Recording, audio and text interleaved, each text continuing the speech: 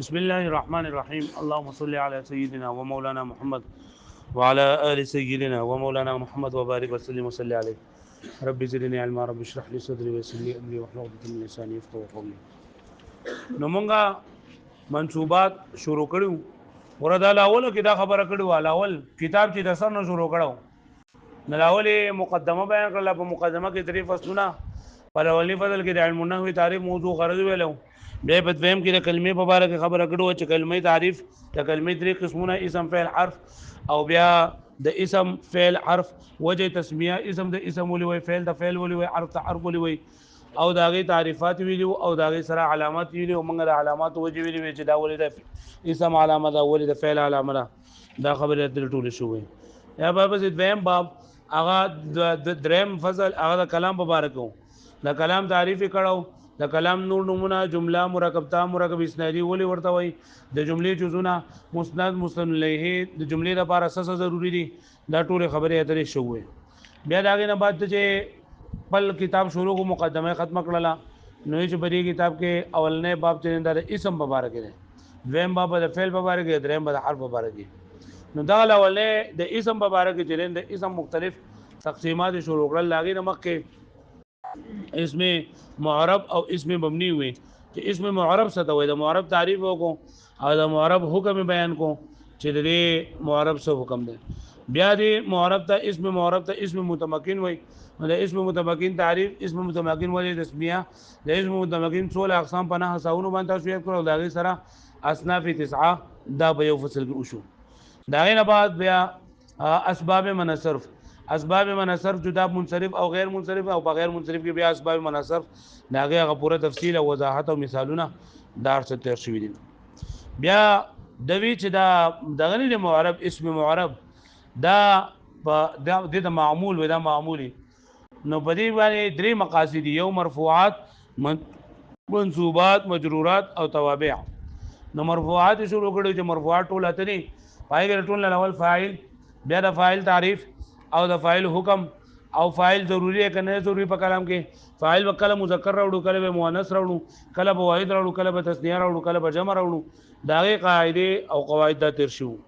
دا شام بیا په د نائب فاعل خبرات راځي شو. مبتدا خبر تعریفات شو. مبتدا خبر کې عامل څه شری او پای کې اختلاف دا خبر شو.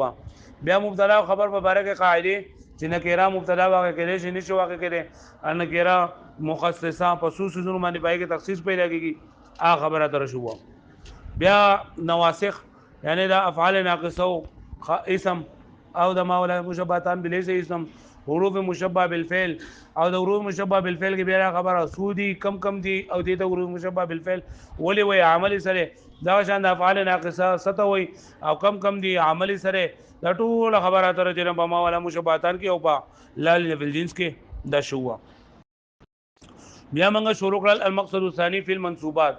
منصوبات ویچل اجمالا طور باندې دولس دي. پنځه پکې مفاعل دي. مفاعل 5 ورته وي: مفعول مطلق، به، له، فيه او معه، حال د میز او مستثنا. او بیا د حروف مشبه بالفعل اسم، د لال بالجنس اسم، د افعال ناقصه خبر او دا ما ولا مشبهات بلیس خبر. بیا د مفعول مطلق هر تعریف کړو. د مفعول مطلق تعریف کړو چې دا هر هغه مصدر ته ویل کېږي چې د دې مخکې فعل چې د فعل مذکور په معنا باندې د دې مخکې فعل لاغلی او دا مذکور فعل په معنا باندې. بیا موږ درې صورتونه دي: یا خو په ډایرکټ فعل لاغلی لکه ضربت ضربن، او یا په فعل نه راغلی بلکې داسې اسم راغلی چې پای کې به د فعل معنا پرته لکه زید ضارب ضربن. بیا موږ دا خبره کړې و چې مفعول مطلق د سره بار په کلام کې راوړل کېږي. د مفعول مطلق د راوړلو درې وجې دي. مفعول مطلق په کلام کې غوړه تاکید د پاره راوړل کېږي، او یا د نوع د پاره چې فعل په کوم هيئت کې واقع شوی دی، او یا د ادا د پاره چې فعل څو پیر واقع شوی دی. چې مصدر صرف ذکر شي، صرف مصدر ذکر شي، نو الګي مفعول مطلق چې دا برای تاکید وي. کله د فعلۃ وزن ذکر شي، یا د مفعول مطلق سره د مصدر سره صفت ذکر شي، او یا دا په مضاف سره ذکر شي، په اضافت سره ذکر شي، نه الګي مفعول مطلق برای نوعي. لکه مفعول مطلق برای تاکید لپاره مثال ضربت ضربا، قمت قیاما بس. او دا نوعی لپاره مثال کته ضربت ضربا شدیدا، ضربت ضربة القاری، جلست جلسة القاری. او بیا د عادت لپاره د عادت لپاره چې راځي نو فعلتون یا واحد راځي، تسنیه راځي، جمع راځي. لکه جلست جلستن، جلست جلستین، جلست جلستین. بیا د هغې نه بعد موږ په مفعول مطلق کې درېیمه خبره را کړې وه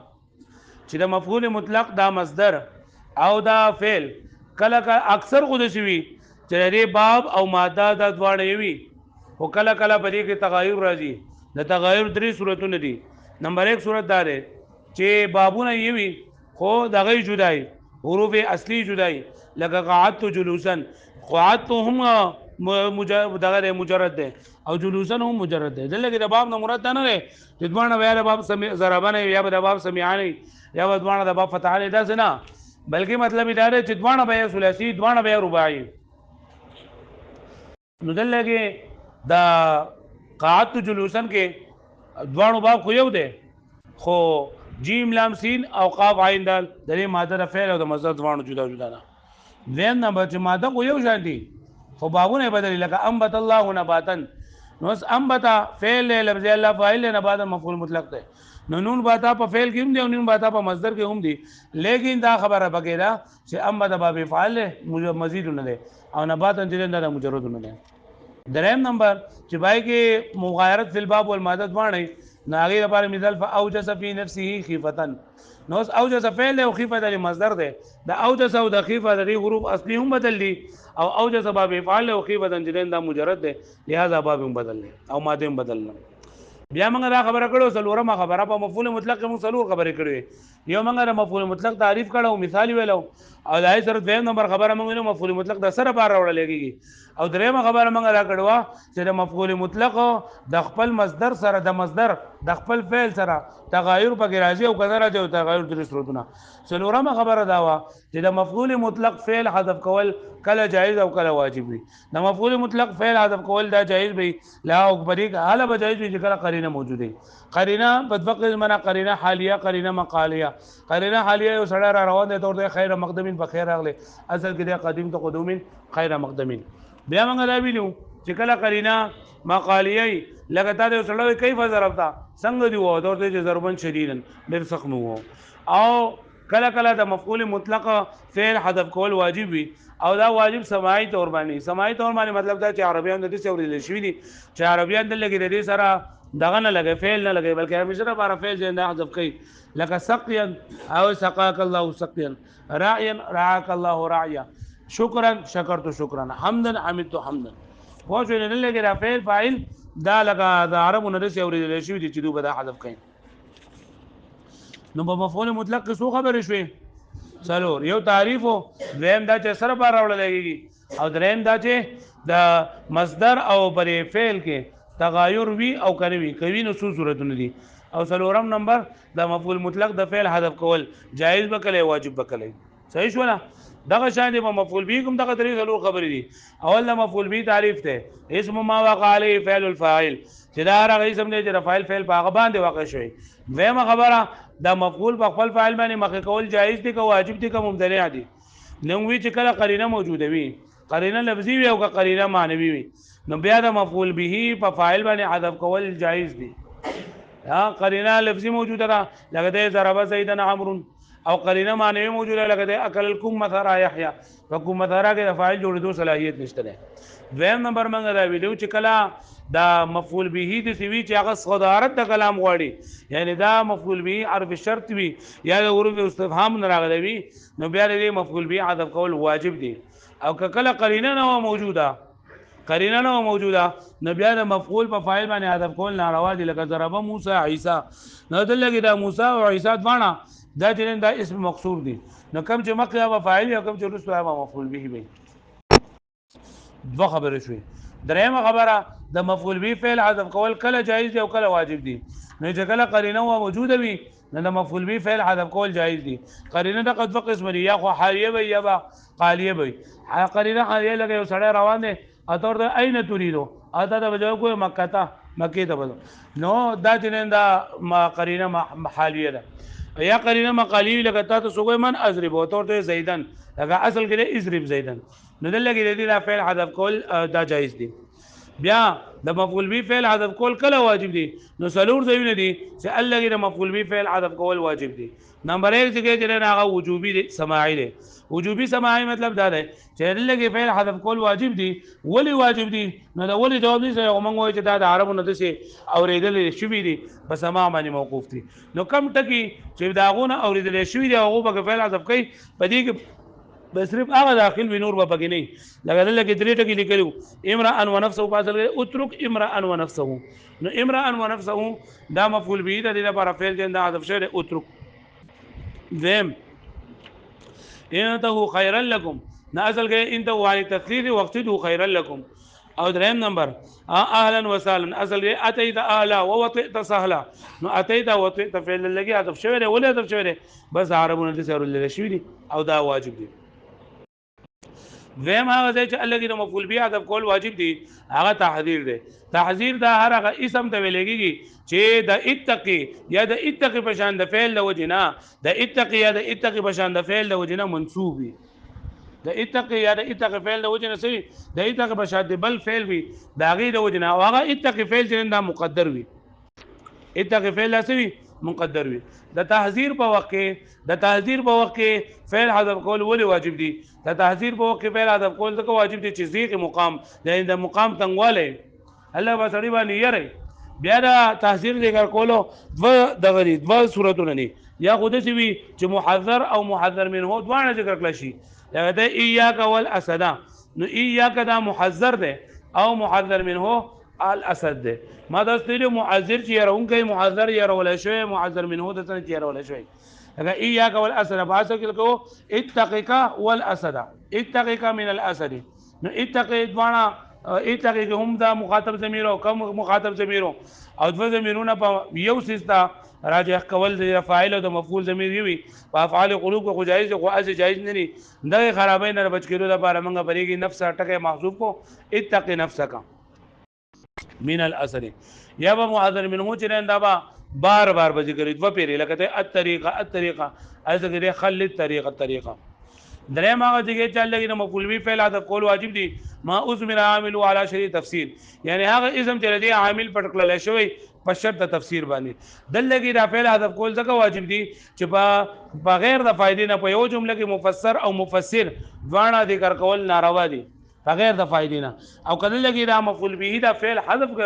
ذکر کړل شي نو مفسر او مفسر په یو جمله کې بغیر د فائدې نه راشي د سین نه د دې تعریف سره نو موږ ویلو په تعریف کې درې خبرې دي کل اسم بعده فعل او شبهه نمبر خبره ده چې هغه اسم چې وروسته د فعل یا شبه فعل لغړي دیمه خبره یشتغل ذلك الفعل عن ذلك الاسم بضميره او متعلقه چې مشغوله شوی به وي دغه اسم د دې فعل نه مشغوله شوی وي دغه فعل د دې اسم نه په عمل کولو کې و ضمیر یا متعلق دې سره درېمه خبره بعید لو سلط عليه هو او مناسبه لنسبه کچردا دغه فعل په دې باندې مسلط شي یا د دې په شان دي د دې مناسب په دې باندې مسلط شي نو بیا بدا ولا نسب ورکړي موږ ویلو د دې لپاره مثال زیدن ضربته ده زیدن ضربته وزل کې دا پاسل کو ضربته زیدن ضربته نو ضربته فعل چې دا د شعر دغه جوړو تفسیر را روان دي و مثال دا شی په فعل لپاره ورکړو زیدن انت ضاربه زیدن انت ضاربه نو دل کې دا فعل اسم دی د دې نو شی په فعل ذکر شوی دی هغه ضاربون دی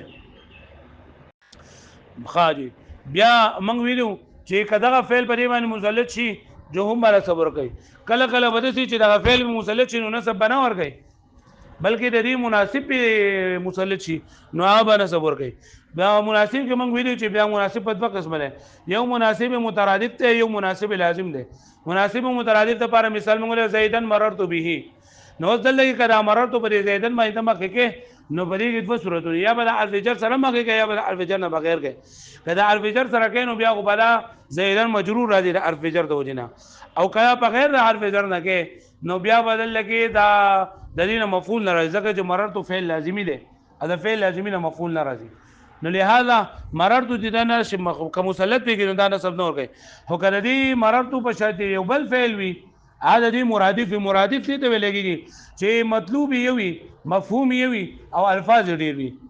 پوه شو باندې نو دی مرادف منګه جاوز تو لګه مقدر کو نه جاوز تو زیدن مررت به نو دا جاوز تو د مررت سره دا مترادف لفظ ده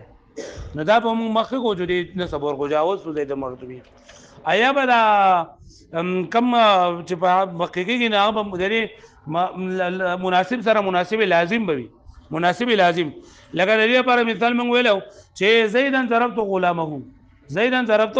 غلامه وزدل کې کرا ضربت ته په زیدن باندې مخ کې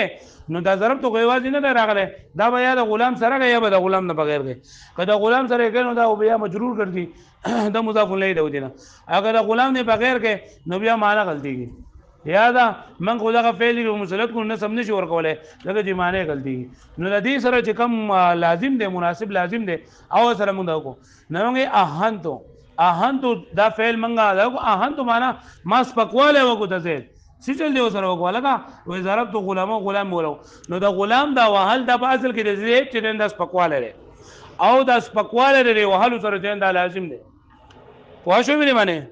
بلې معنی پوه شو نو اهنتو زیدن ما ضربت غلامه بیا سلورم هغه دی چې باغی کې د مفعول به فعل حذف کول واجب دی هغه منادا ده منادا هو اسم مدعو بحرف النداء چې دا هر غي اسم ته لګي چې په حروف ندا په ذریعہ سره رابلل شوی یعنی یو کس دا حروف ندا په ذریعہ سره ځان ته متوجه کول د منادا وای بیا موږ چې پدې کې حروف ندا چې انده په لفظن چې کوي حروف ندا پنځه یا ایا حیا ای حمزه مفتوحه او یا ایا حیا په د بعید لپاره دي اے او حمزه مفتوحه ده په قریب لپاره دي او یا چې دا عام د قریب او د بعید دوه لپاره دي موږ عام طور باندې قدسي چې دا حروف ندا چې انده په کلام کې ذکر یو کله کله وا حروف ندا چې انده حذف کیږي هم لکه یوسف ارزان هذا فکم ځای کې چې حروف ندا راشي نو دا بقای مقام د ادعو فعل وي یعنی موږ وایو چې ادعو فعل انا ضمیر په فاعل او دا ورستو بدا منادا مفعول به جوړي بیا دا خبره ده چې دل کې د منادا په صورت کې منادا چې مفعول به وي مفعول به په صورت کې نو بدی کې دا فعل حذف کول ولې واجب دي نیو خدا چې لکه د کثرت استعمال د وجه نه لګي بیا حذف شوی بل دا چې لکه یا حرف ندا قائم مقام ده او قائم مقام د ادعو فعل له او په یو ځای کې دا فعل اصل او نائب دوانه نشي راتله پوه شو بل معنی ک ادعو نو بیا بلکا یا بنا راولې ک یا نو ادعو بنا راولې وسو منګه دا خبر په وکړه لګا نه چې دې دا حروف ندا ویل کېږي دا منادا ورته ویل کېږي چې هغه اسم چې هغه رابلل شوی دا حروف ندا په ذریعہ سره وسو اسم دې سره چې هغه رابلل لري خو هغه د حروف ندا په ذریعہ سره نه لګا زه ته مې ادعو فقيرا اے فقیر زه ته आवाज کوم نو ما دا ته आवाज وکړو او دې مې ځان ته متوجي کو لیکن دې ته د فقیر ته منادا نه ویل کېږي ځکه چې دا حروف ندا په ذریعہ سره نه شوی پوه شو به نه پدې باندې پوه شئ بیا موږ په منادا باندې څلور قسم اعراب راځي منادا با مرفوع وي مبني به په علامه طرف سره دویم مجرور به وي دریم منصوب مفتوح به وي او څلورم منصوب به وي منادا با مرفوع کله وي منادا با مرفوع هله وي چې کله دا منادا مفرد به او معرفه وي معرفه کې موږ بیا دا خبره کړو چې یو لفظ د مخکې معرفه لري لګیا زیدو او یا د مخکې نه معرفه بلکې د ندا په صورت کې دا معرفه شوی لګته یا رجلو او دا منادا مفرد معرفه مبني په علامه طرف باندې زکه دا راغله لري د کاف اسمی په ځای باندې او کاف اسمی مشابهت لري د کاف ضمیری سره او کاف ضمیری چې نه دا کاف حرفي دا مبني نه جدا به هم مبني وي دویم نمبر موږ ویلو چې منادا مجرور وی کله چې بری باندې لام استغاثه داخل شي استغاثه ویل کېږي مدد طلب کول څوک چې مدد طلب کوي مستغیث ته د چا نه طلب کوي مستغاث لغو ده او د سره پاره چې نه مستغاث من هو ده مستغاث چا اسم مفعول چا نه طلب کولېږي لکه یا لزید للمسلمین اصل کې یا لزید انصر للمسلمین نو دلته کې لزید کې دا حرف ندا لا حروف ندا یا راغلا او دلته منادا مجرور د لام د وجنه او دلته کې څنګه چې د مشابهت د لام حرف جاره سره ده نو دا هغه جر ورکړي دیم جر ورکړو بیا موږ وی چې منادا به مفتوح کله وی کله چې د دې په اخره کې الف استغاثه داخل شي لګوا زیداه او دا به مفتوح څنګه وی چې د الف نمک همیشه لپاره فتح وي دریم سلورم نمبر منادا به چې کله مضاف یا شبه مضاف یا نکره غیر معین وي ندا به منصوب وي لکه یا عبد الله یا طالعا جبلا او یا رجل خذ بيدي لکړون سره جوړي بیا موږ قاعده درې ویلې وی درې قاعده یو قاعده دا و چې کله منادا معرب باللام وي نو د حروف ندا او د معرب باللام په منځ کې با کوم مذکر جو لفظ دا یو خبر او کوم مؤنث جو لفظ دا یو خبر او د دې وجه دا چې دوه حروف تعریف په یو ځای کې مسلسل جندانه شرات له لکه یا حرف ندا هم تعریف ته حرف تعریف ته نه په دې سره لفظ معرفت کړ دي الف لام په دې سره هم کړ دي نو موږ دې په منځ کې ایها او یو خبر او بیا موږ چې ترخیم د منادا جایز ده ترخیم نرمی کول او په اصطلاح کې د منادا د اخر نه حروف حذف کول د پاره د دې چې نرمی پر کلمه کې پیدا شي تخفیف د خاطر د کلمې د اخر نه د منادا د اخر نه حروف حذف کول بیا ما وی کله یو حرف حذف کیږي کله بدبه حذف کیږي دو بالا حذف کیږي چې کله دا اسم منادا په اخر کې حرف علت راغلی حرف صحیح راغلی